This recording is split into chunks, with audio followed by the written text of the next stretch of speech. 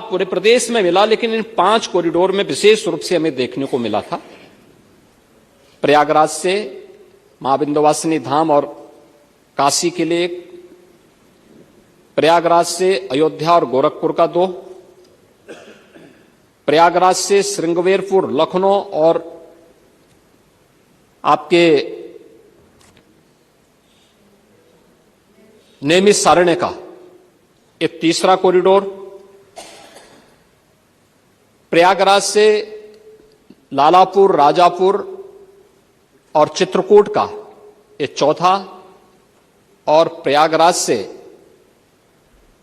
जो हम 5वां आस्था के कॉरिडोर को बनाने की व्यवस्था कर रहे हैं, जिसमें हम लोगों ने देखा कि देश भर के श्रद्धालु आने के इच्छुक थे, दिखाई दे रहे थे, और पिछले 1.5 महीनों में उनकी उपस्थिति उन सभी क्षेत्रों में थी।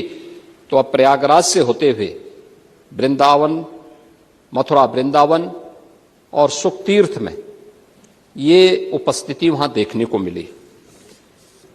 एक छोटा सा उदाहरण पर्याप्त है, बहुत सारे ऐसे उदाहरण हैं जिसमें प्रयागराज का है, और वह समाजवादी पार्टी इसमें ज्यादा चर्चा कर रही थी कि नाविकों का शोषण हो रहा है, नाविकों को देखभाल नहीं की जा रही है। मैं एक नाविक परिवार की एक सक्सेस स्टोरी यहां पे बता रहा हूं। ये नाविक परिवार जिनके पास 130 नौकाएं थी, 45 दिनों की अवधि में इन लोगों ने शुद्ध बचत की है 30 करोड़ रुपए की। यानी एक नाव ने 45 दिनों में 23 लाख रुपए की बचत की है, कमाई की है। प्रतिदिन के अगर आप उनकी बचत देखेंगे तो यह लगभग 50 से लेके 52,000 पर डे की उनकी इनकम थी एक नाव की। और इसमें मैं तो गया था 27 फरवरी को प्रयागराज में, और प्रयागराज में जाकर के हम लोगों ने, मैंने पहले मां गंगा के प्रति कृतज्ञता ज्ञापित की थी अपने सहयोगियों के साथ में, मां गंगा का पूजन किया था, सफाई भी की थी।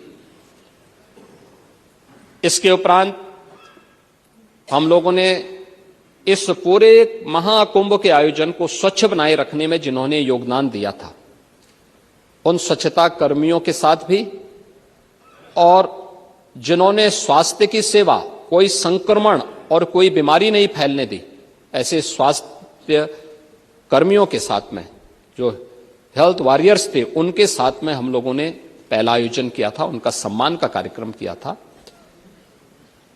इस आयोजन के बाद हमारा दूसरा जो आयोजन था वह नाविकों के साथ ही था। नाविकों के साथ भी हमने संवाद बनाया था, उनके लिए भी हमने एक पैकेज की घोषणा की। इसके उपरांत हमने परिवहन निगम से जुड़े हुए उन लोगों के प्रति और रेलवे के उन सभी अधिकारी और कर्मचारियों के प्रति भी हम लोगों ने धन्यवाद ज्ञापित किया था, जिन्होंने श्रद्धालु जनों को वहां तक पहुंचाने में अपना योगदान दिया। उनके साथ भी हम लोगों ने कार्यक्रम किया था।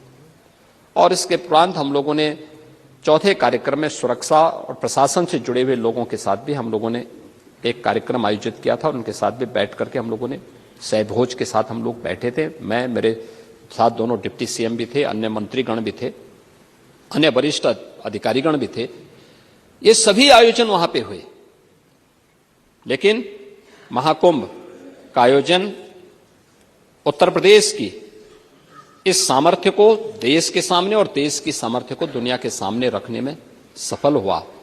आपका कितना भी दुष्प्रचार था, लेकिन उन्होंने भारत की आस्था को कहीं डगमगा नहीं पाया।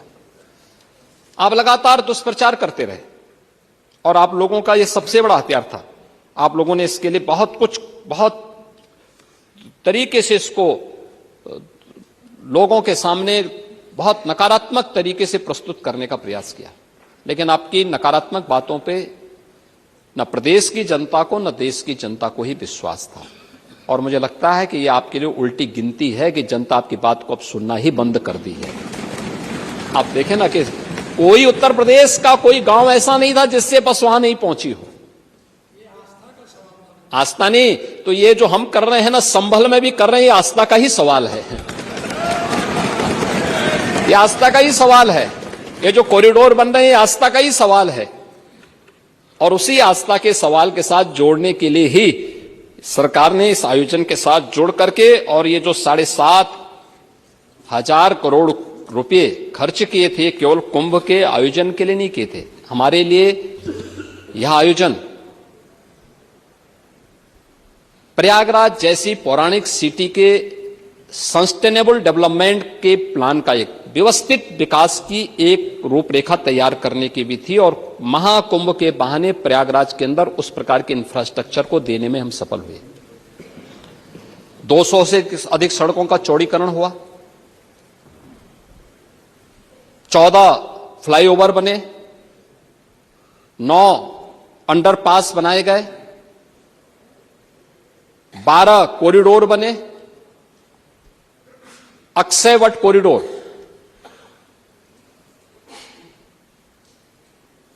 बड़े हनुमान जी का कॉरिडोर, सरस्वती कूप कॉरिडोर, पातालपुरी का कॉरिडोर, नागवासी की कॉरिडोर, महर्षि भारद्वाज कॉरिडोर, श्रृंगवेरपुर में भगवान राम और निषाद राज की गले मिलती हुई प्रतिमा के साथ साथ एक कॉरिडोर, जिस किले पे आप कब्जा करवा थे, करने का काम कराया। आपके लिए वोट बैंक था, हमारे लिए विरासत थी। बस अंतर यही, वोट बैंक के साथ खिलवाड़ करेंगे, वोट बैंक देखेंगे और जनता को धोखा देंगे, इसलिए आपकी नहीं करने जा रही है।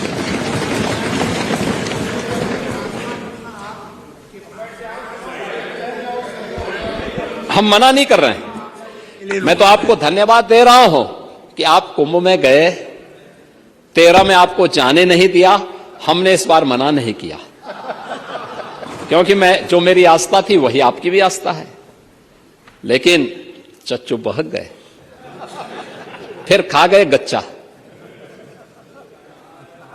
और चाहते थे लेकिन किस मुंह भी वंचित हो गए। महोदय, बजट की अपनी एक थीम होती है, और 2025-26 के इस बजट को लेकर के जब मेरे सहयोगी वित्त मंत्री ने इस सदन में इस बजट को प्रस्तुत किया था, तो एक थीम के साथ प्रस्तुत किया था। यह हमारा सौभाग्य है कि आदरणीय प्रधानमंत्री जी के मार्गदर्शन में यह हमारी सरकार का 9वां आम बजट था, जिसको हमें इस सदन में प्रस्तुत करने का सौभाग्य प्राप्त हुआ है। और हर बजट अपनी एक निश्चित थीम के से बढ़ा। 2017 में अपना पहला बजट प्रदेश के अन्नदाता किसानों को समर्पित किया था। याद करिए, उस समय प्रदेश में एक कृषि बाहुल्य प्रदेश है। इस किसान का अन्नदाता किसान आत्महत्या कर रहा था, और उस समय ऋण माफी के एक बड़े कार्यक्रम के साथ हमने बजट प्रस्तुत किया था। मुझे प्रसन्नता है, आज अन्नदाता किसान खुशहाल है, आत्महत्या प्रदेश में बंद हुई है। 2018-19 का बजट हम लोगों ने उत्तर प्रदेश की आवश्यकता, देश की आबादी का सबसे बड़ा प्रदेश है, तो इस बड़े प्रदेश के लिए इसी स्केल का इंफ्रास्ट्रक्चर भी चाहिए।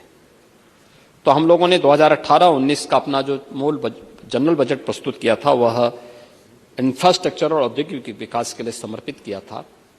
और प्रदेश का पहला इन्वेस्टर समिट भी हम लोगों ने इस वर्ष किया था। 2019-20 का बजट हम लोगों ने मातृशक्ति, आधी आबादी को समर्पित किया था। मातृशक्ति के वंदन के लिए, उनके अभिनंदन के लिए मिशन शक्ति के कार्यक्रम